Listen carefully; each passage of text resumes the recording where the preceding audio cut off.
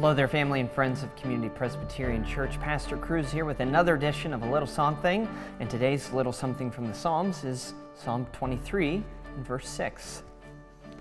Surely goodness and mercy shall follow me all the days of my life, and I shall dwell in the house of the Lord forever.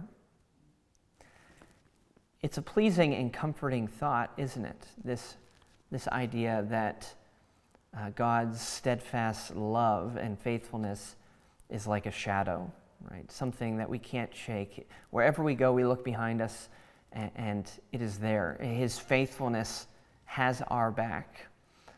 It is a wonderful thought, but perhaps the rendering there, this idea of goodness and mercy following us, perhaps it isn't as visceral as the actual idea that we're supposed to have in our minds when we read this. The word that's translated follow is the word for pursue, to pursue something.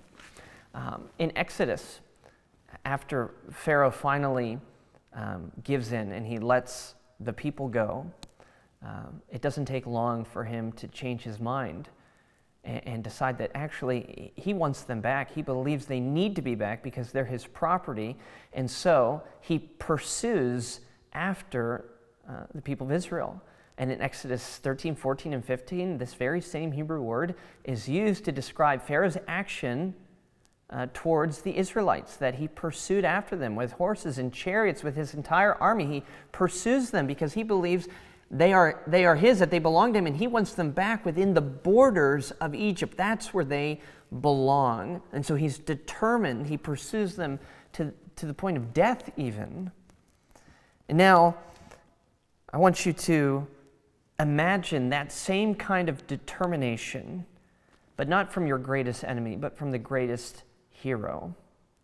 God is determined to have us because we belong to him, and he will not rest until we are within the borders of his kingdom, until we are within the true promised land, the heavenly Jerusalem. And so all our life, as we go about and we act as though we're trying to get away from God, and in our sin and in our doubts and in our failures, we turn our backs and we flee, he won't let us go. He continues to pursue us relentlessly because we're his. We've been bought at a price.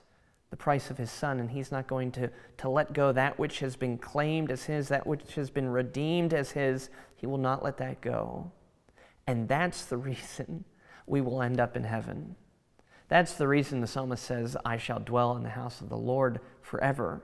It's because God's goodness and God's mercy pursue us.